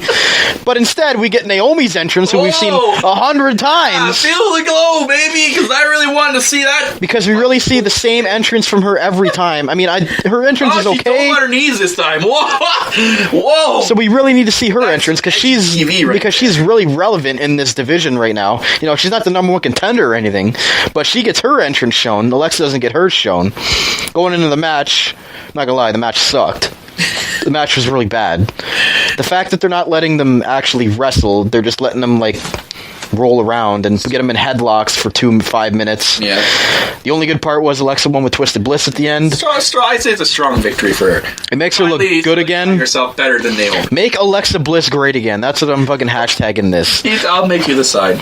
But the fact that she even lost last week at that pay-per-view made no sense. So I'm glad she finally got the win for this. And then after the win, she cut a little heel promo, which was pretty good. About how it was pretty good. I thought it was a good heel promo. It sounded good. So she's saying that, you know, Becky's should be terrified and she's coming for her and all the women in the division. Continue to make Alexa Bliss look strong week after week, heading into her final title match that she was supposed to have at thank fucking God. Scotland somewhere. The fact that she lost to Naomi at the pay-per-view was illogical. Let's just hope that Naomi doesn't get added to that title match. She fucking better not. What does she have to bring to that match? My lord, I can't wait to hear the corporate rant. She should not be anywhere near this. You're not even going to be able to see it. Is it a SmackDown? Is it going to be a SmackDown special? I have no idea. A live event? And then, like, why isn't Naomi feuding with Natalya right now? Like, two paws. Like, why? No, she's just shown backstage all night, like showcasing her cat. Natalya didn't even have a match. Yeah, because they were having a feud apparently, and then they'd scrap that. And then put Naomi in a match with Alexa, and at least she won the match. Yeah. So that's the only good thing I can say about it. And her attire was unbelievable. Yeah. So move on. So we finally get Kurt Hawkins, and basically he is a Eva Marie 2.0. Okay, I know, guys. I've been saying for weeks now to give this guy a shot and to get behind him, but if they're going to make him, are going to put them down the Eva Marie route, then just get out. Just go. Because I don't have time for that shit. This doesn't need to be on TV, nor do we have to waste our time seeing that. SmackDown is only 2 hours. It's not like Raw where we need this filler garbage. They may be doing this just to get more heat on Hawkins, and I know it's working, but seriously, can we at least get a match out of him? He said that he's wanted to have a match for like a month now. No, he did not get a match when he actually appeared on TV this week, but he did not get a match. But they made him pull this shit on Apollo Crews. So now you got Apollo Crews, who is apparently sinking down to Kurt Hawkins level. Oh my god. I'm scratching my head right now, ladies and gentlemen. I don't... And so you have Kurt Hawkins say they should change your name to Apollo Lose. So they have Apollo Crews to go along with this fucking hot garbage. We haven't seen him for weeks. And we finally get him on TV, but not a match. We get nothing. He pushes him. And then he walks away. We're literally handed a hot, steaming pile of 100% pure garbage in our hands during this entire segment. Everybody's like, here, enjoy. So I was going to say, how could you even get behind this? Because if they're gonna go we hate the Eva Marie thing. No, I can't. I can't do it anymore. I'm turning. This is the face turn. I want to, like, why can't he just have a match? I want to see what he can do, but no, I guess not. We're not going to see it. I don't know when we're going to see it. He's just going to be the vignette guy again. Yes, whatever. I'm done with it. And the fact that Apollo Crews is being... That was his spot on TV, was getting a push on Kurt Hawkins. So huge. I'm so glad I got to see that. Apollo Crews needs something. They need to do something with him, maybe repackage him somewhat, give him a manager, do something. Anyways, we'll move on. Something that actually was a highlight of SmackDown. Baymella rips Nikki Bella a new one. What a promo. This was awesome. This basically ripped Nikki apart. This is basically what everyone says about Nikki, too, which is hilarious. Saying she's only here because of John Cena, yada, yada, yada, all that shit. And how she's only successful because of John Cena. Wow. Like, the shit she said in this promo. Unbelievable. It's like, this is definitely the best promo I've ever seen, and basically the best way to intensify this feud and to make this feud relevant. I'd say it's one of the best promos I've seen from the women, definitely. I love when Nikki Fireback says, I wear the pants in this relationship. It's like, oh, John Cena! Oh, what are you going to say to that, what bud? does that mean for John Cena? Does he wear the jorts? Yep. John Cena wears the jorts. Nikki wears I think my favorite line was when Carmella said, why are you so fearless? Where'd you come up with that catchphrase? You can't see me. Oh, look at that. Oh my god, this was so awesome. This is like the best promo I've ever. And then Carmella shows the video. Total need freak.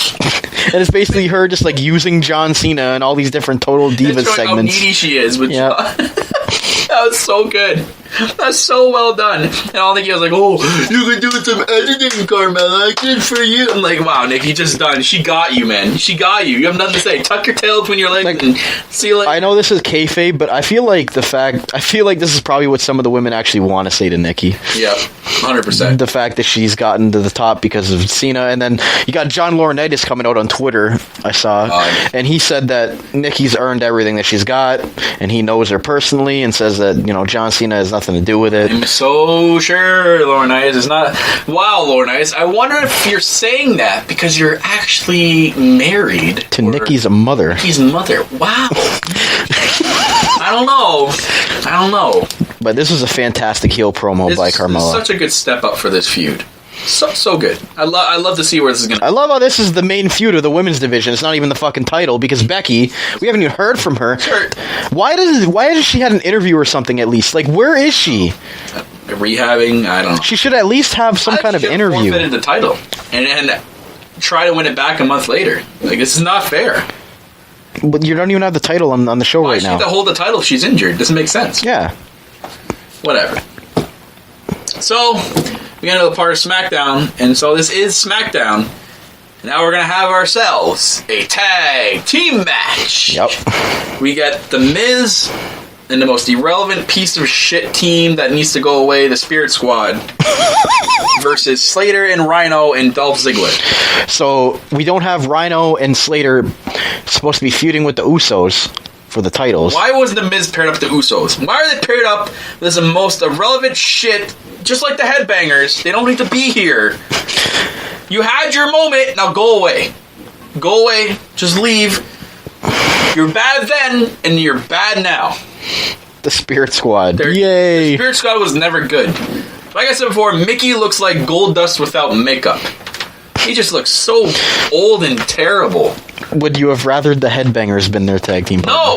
The Usos! The people that are actually feuding with Slater and Rhino! Fucking garbage. I don't know what the hell this was. This goes along with the whole Golden Truth stuff match on Raw this week. I don't know what the fuck was this. And Slater ends up losing, okay? Now, one thing from this. Kenny from the Spirit Squad beats Slater.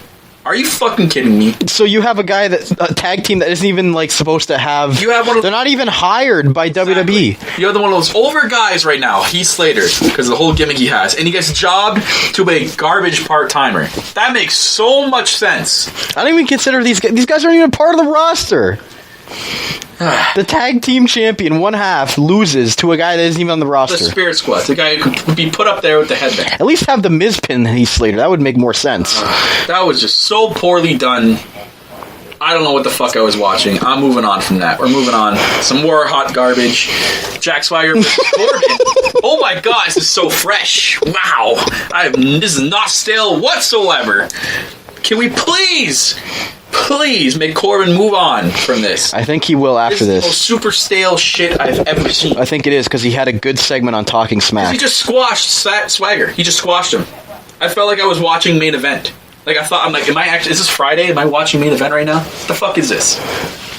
Another garbage segment for SmackDown. But terrible. The only good thing about it was Corbin was on Talking Smack afterwards, and he basically called out Daniel Bryan and said that, you're holding me back and all this stuff coming from you're basically the authority now when you never liked the authority. This goes on to what someone was saying on YouTube the other day. Someone said it was criticizing me for saying Ellsworth didn't deserve a title opportunity even though he beat the champion. Did anyone forget, or did you forget, whoever criticized me? I don't remember your name.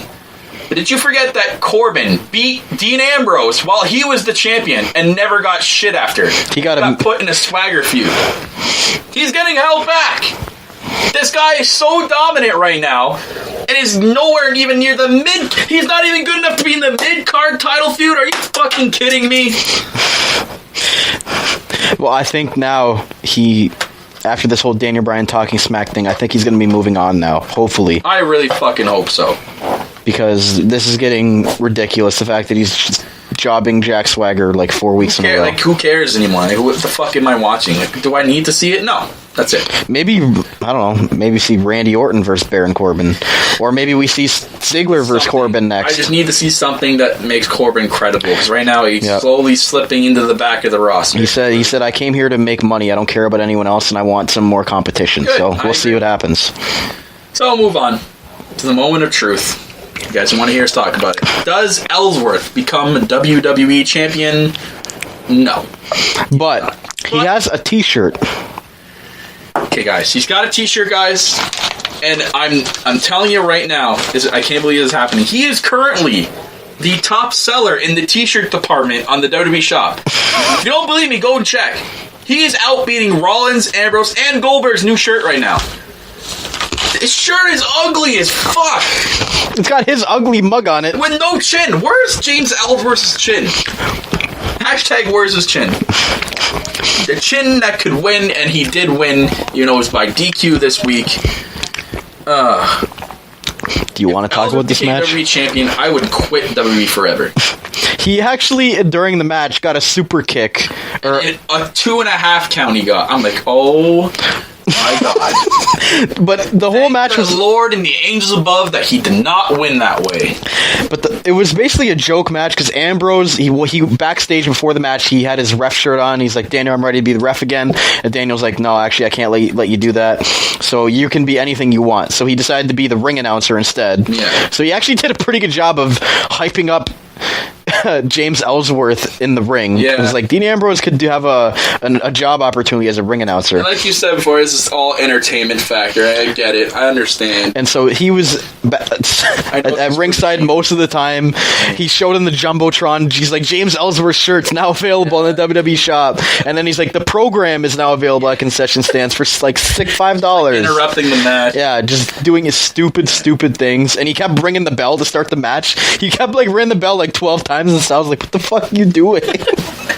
So it's basically just supposed to hype up the Styles and Ambrose feud. I get it, so they needed somebody to like put in the thing. But the fact that it was a local jobber, the fact that he got a title match, it made really no sense. But I know why SmackDown did it. The record books will now say Ellsworth has 2 victories against AJ Styles. John Cena doesn't even have 2 victories against AJ Styles, but James Ellsworth does. That makes 100% sense right there. That's like gold. Best booking I've ever seen. No, it doesn't. Well, one of them was a DQ. Garbage. Well, this one was a DQ because he kicked the shit. It still counts as a win. He kicked the shit out of James Ellsworth. The fact that his boots were almost falling off his feet. Elbow was bleeding. And so he wins by DQ. So I'll admit, everyone, it was entertaining, okay? But it needs to stop now, and it needs to start building up AJ Styles and Dean Ambrose by themselves. They're making the title look like a joke. James. Guys. You're making the title look like a joke right now. Okay, they gave the guy a t-shirt, so give him a fucking contract already. Sure, whatever. But keep him away from Styles in the title. Keep him away. The fact that he even got a 2.5 count. Leave his prestige alone. How did he get a 2.5 count on AJ Styles? I can't believe that. Whatever. I don't know how Styles can agree to that. But because of because of Corbin, because of the tag team match, and because of I can't remember. Because of Kurt Hawkins. Oh, what about Alexa Bliss getting shit kicked? or getting shit kicked in her entrance. I give it 6.5 out of 10 this week. So Raw won this week for me. I gave Raw 5. I'm giving SmackDown a 6. Ooh, so SmackDown won for you. Okay. It wasn't pretty. Split this week. It wasn't pretty, but they got the win. Yeah. So evenly split this week. So you think SmackDown, I think Raw. But I thought SmackDown was more entertaining of a show throughout. Okay, I see that, but just, the shit.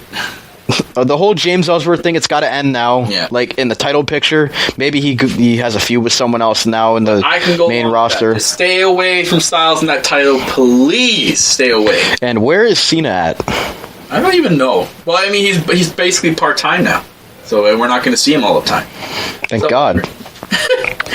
So, we'll move into the last segment of the show, guys. It'll be a long show this week. Sorry about that for you guys that want us a short show. But hey, guys, we're a lot to talk about this. Would you rather us have a 20-minute show and not talk about anything? Talk about everything. So, moving into the last part of the show, the WWE headline.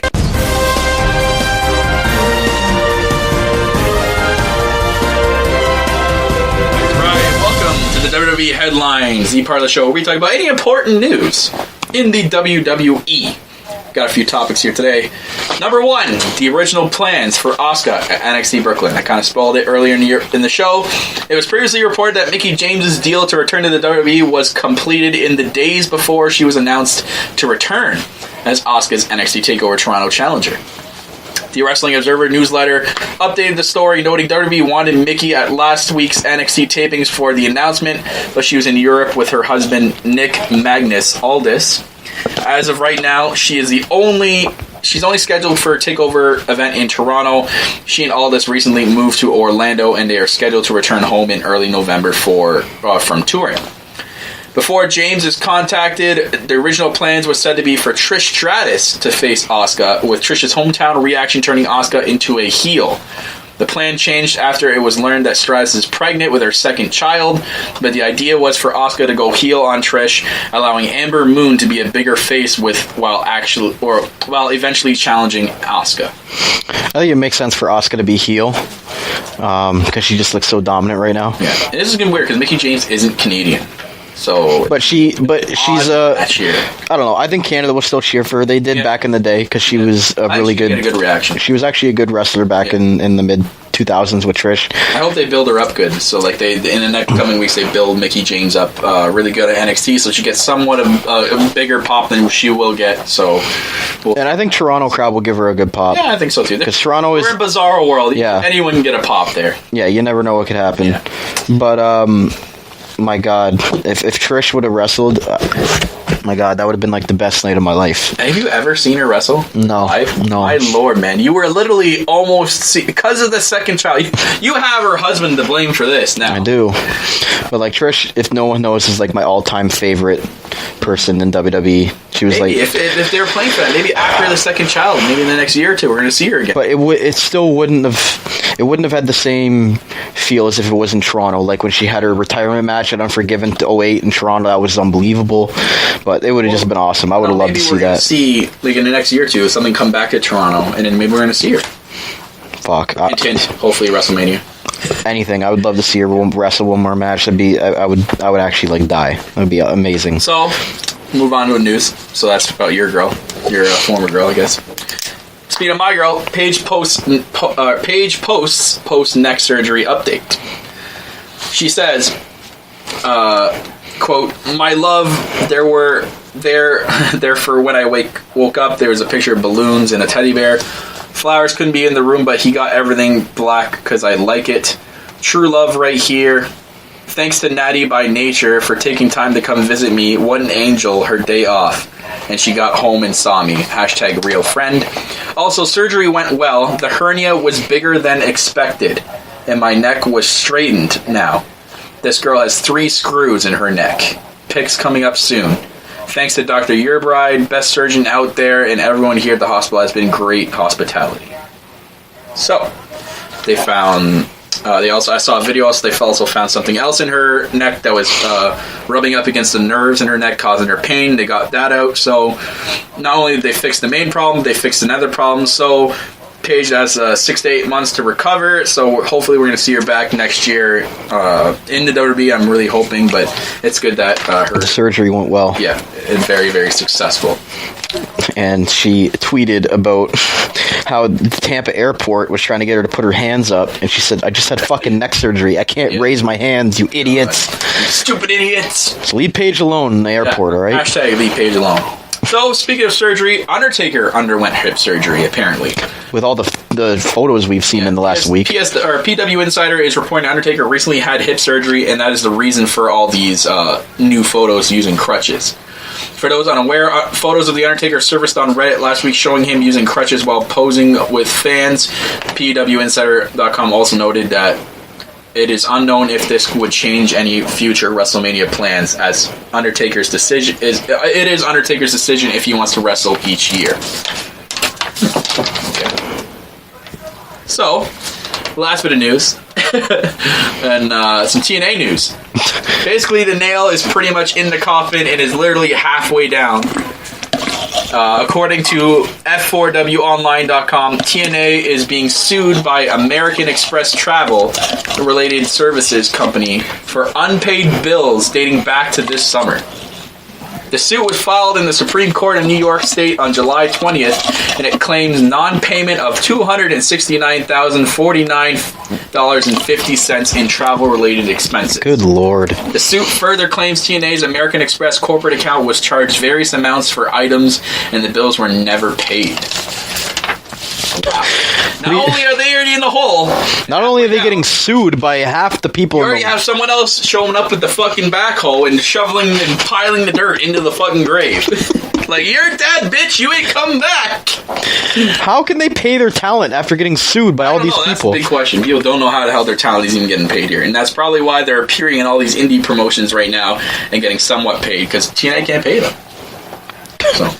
So going off your Sunday Night Heat podcast about the TNA, the rise and fall of TNA. I think this is basically it. It's basically the fall. It's over. It's done. Everything else is done. The Lowdown Show. The Lowdown Show. That's going to wrap it up, ladies and gentlemen, for week number 28 of the Lowdown Show Brand Awards on No Holds Barred Wrestling Podcast. We are your Canadian-based WWE podcast that reviews and discusses Monday Night Raw and Tuesday Night Smackdown from the past week. Also, during the show, we have our Twitter poll segment called the Luke Gallows Polls and WWE Headlines, where we talk about any important news in the WWE. Remember, guys, every week the Lowdown Show is broadcasted live on Spreaker at Spreaker.com/NHBWP. If you would like to join on the conversation, have your thoughts, any questions read and discussed on the podcast, tweet us at No Holds Barred WP or by dropping a comment on YouTube. I'm your host, as always, the self-proclaimed greatest host, Kyle Masters. Every week, I'm continuing to be joined by my co-host, Mr. Corporate himself, Blissful Boss. Thank you. Corporate Cap. Yep, get that right. Don't bliss me off on Twitter. Don't bliss him off. And as always, guys, we are here reminding you to keep it. Good luck,